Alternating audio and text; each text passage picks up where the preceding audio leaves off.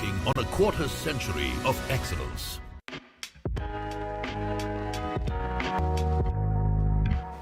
Well, Steve Jobs once said, "I'm convinced that about half of what separates successful entrepreneurs from the non-successful is pure perseverance." For over 2 decades, Young Turks has captured the journeys of thousands of entrepreneurs, and what we've seen from close quarters is the entrepreneurial journey is a tough one that involves navigating uncertainties, learning from failures, and continuously adapting to the ever-evolving technological landscape of our times.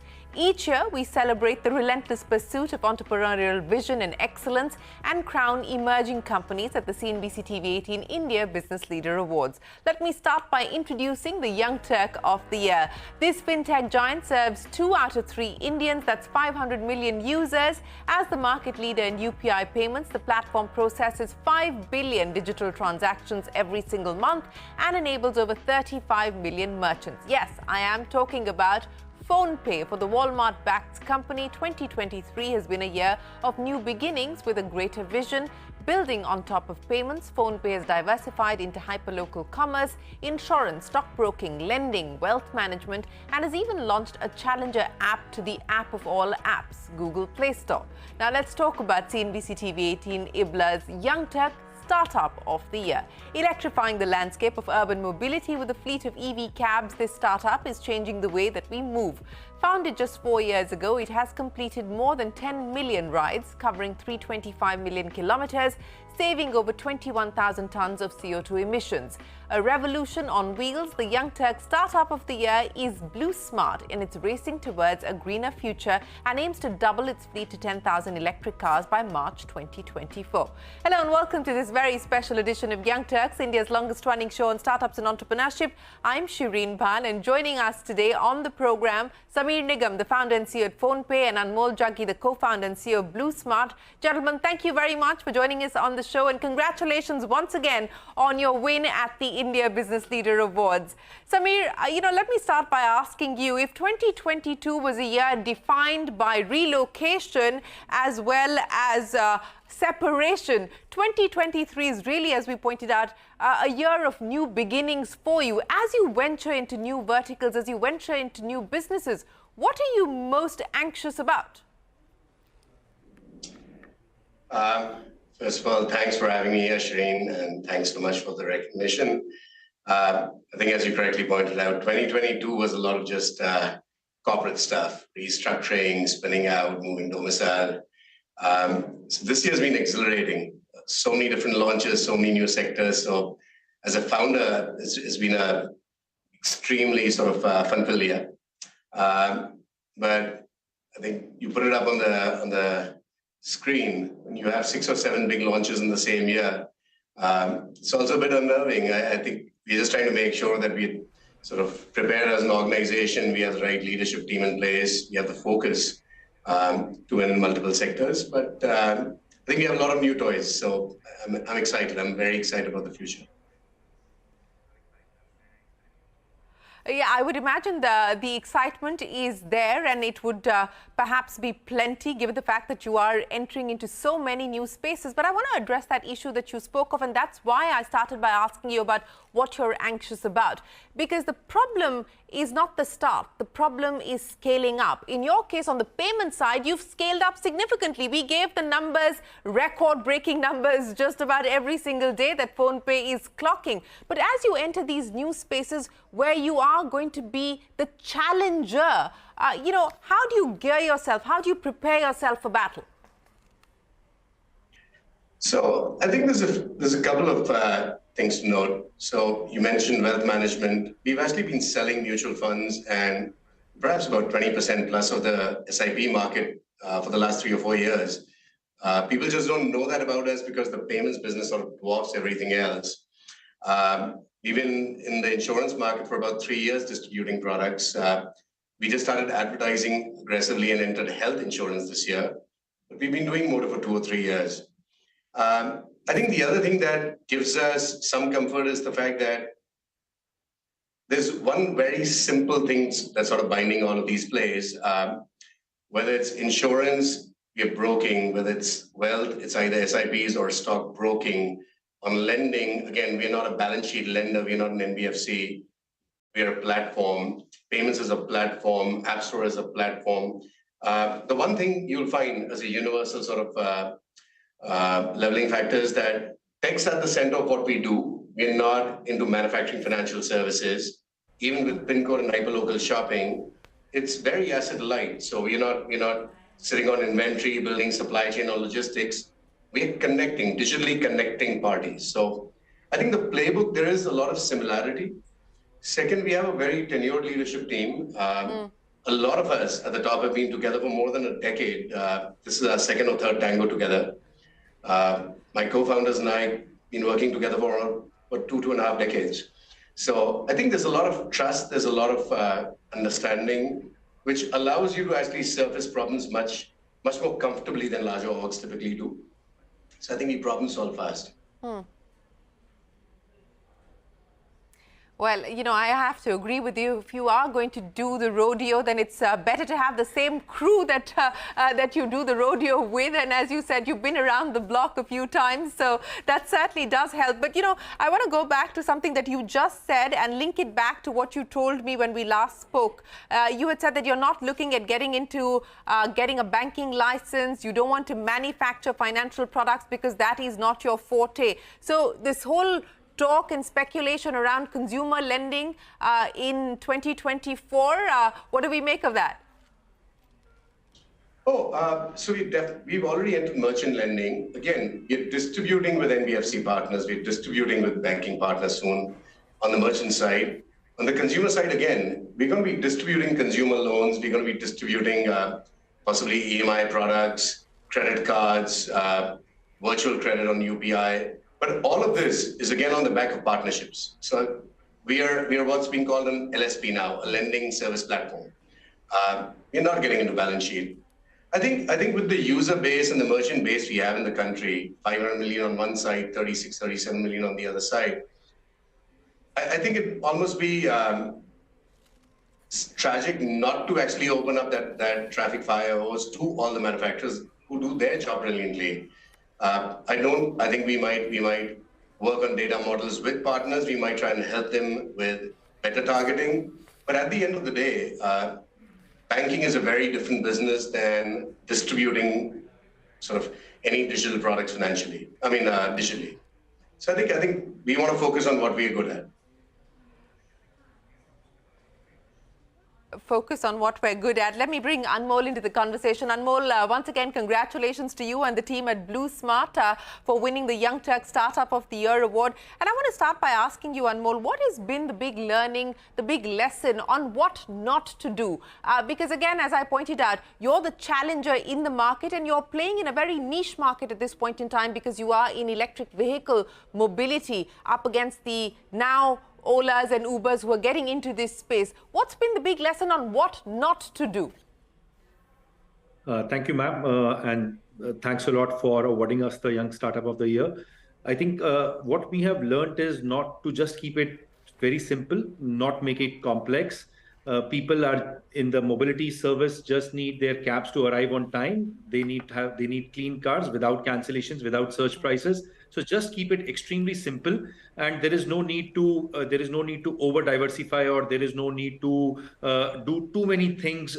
If you can just have your core product do great, at least at our scale and size, it is that much is good enough to attract many customers and get them onto the platform. So from our perspective, we just want the core ride-hailing product to go absolutely on track. We just want that to be very successful, and just keep ensuring that a lot of customers keep riding with us and they get almost a 5-star service that we are proud of having. So our learning is just been focus on very core strengths. I think at our age of the business, we just need to focus on them. Well, you know, and that's what we heard there from Sameer as well, that focus on what you know and do well. And that clearly seems to be the mantra for success. But Anmol, you know, let's talk about scaling up. And when we last spoke, you had, at the India Business Leader Awards, you talked about being able to double your fleet by 2024, by March 2024. So take me through the roadmap from here to then on how you intend to go about this, how much is already done in terms of putting the nuts and bolts in place to be able to double fleet? So we have three moving parts in our business: the fleet, the driver partners, and the charging infrastructure.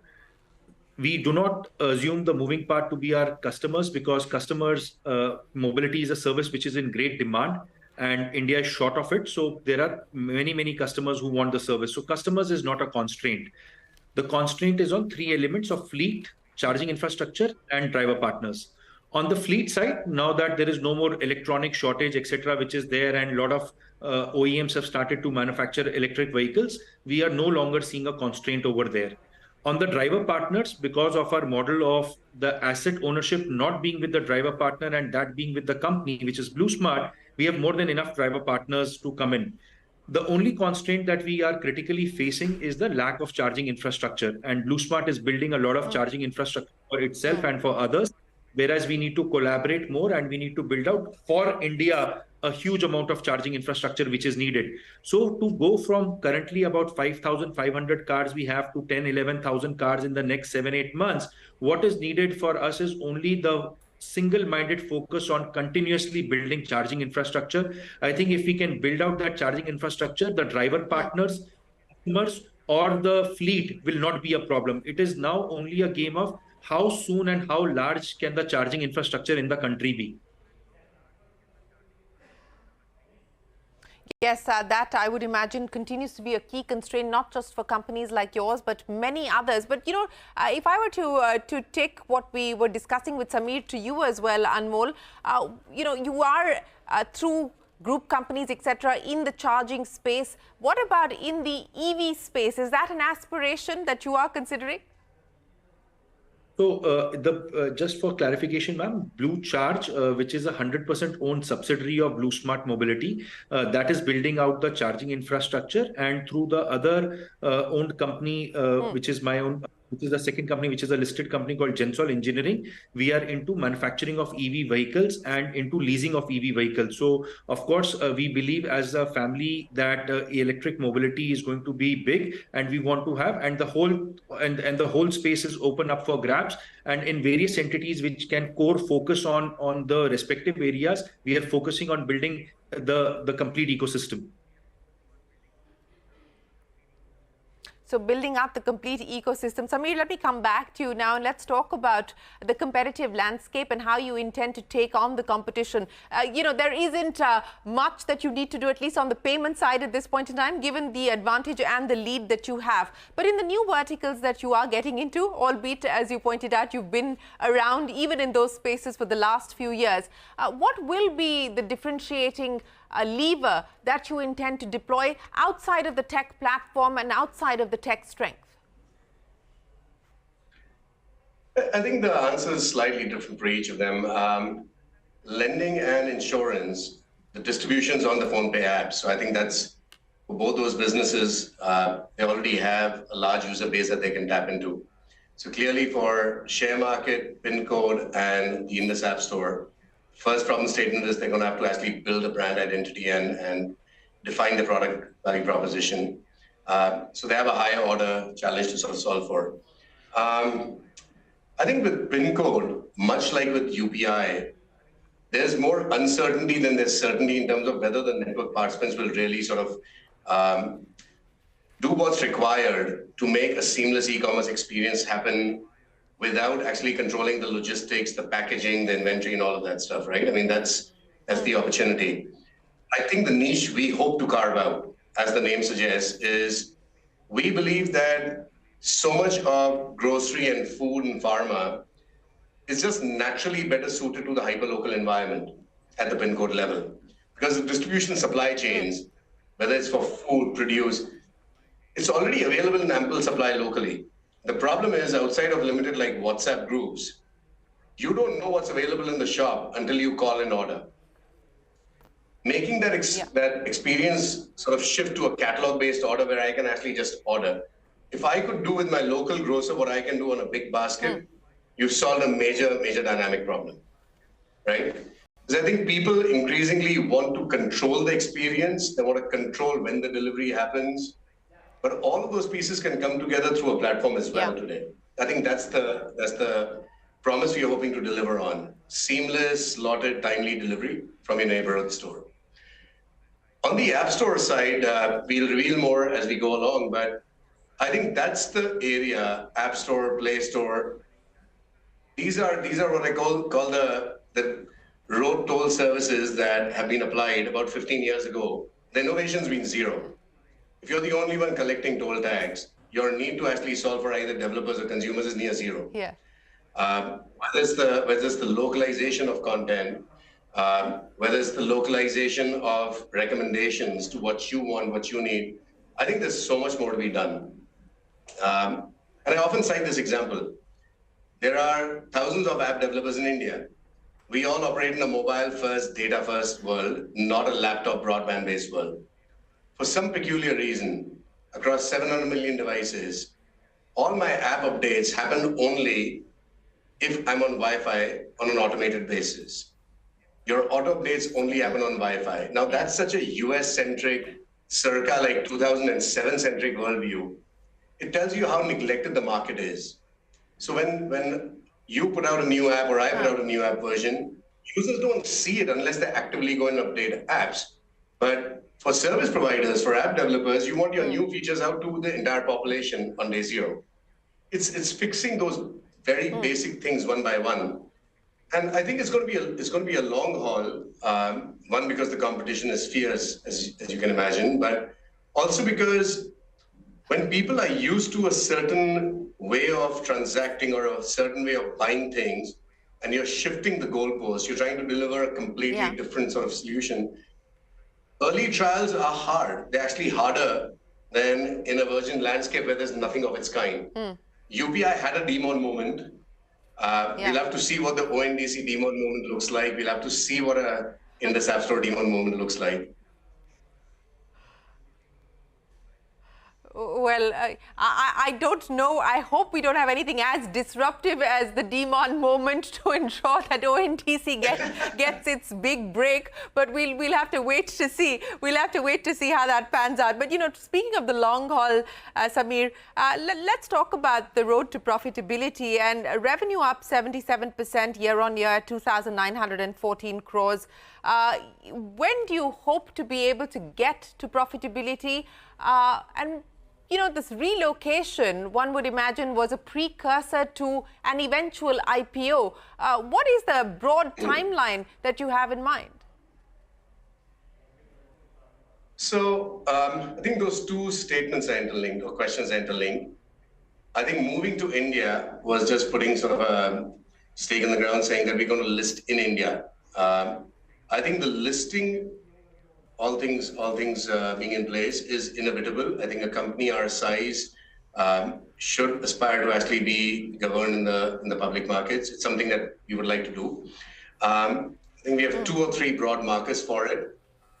One is profitability, and I mean PAT. So that'll take us a couple of years.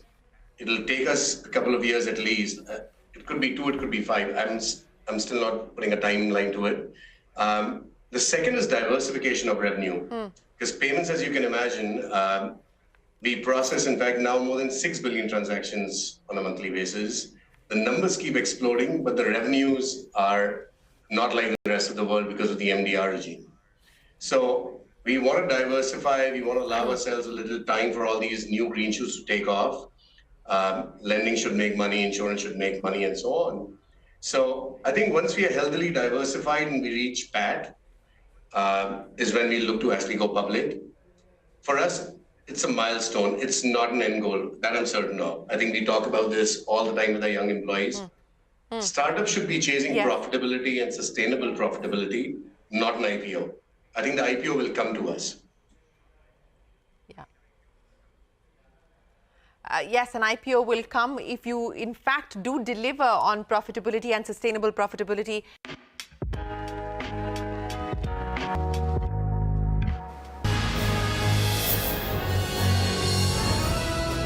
CNBC-TV18 embarking on a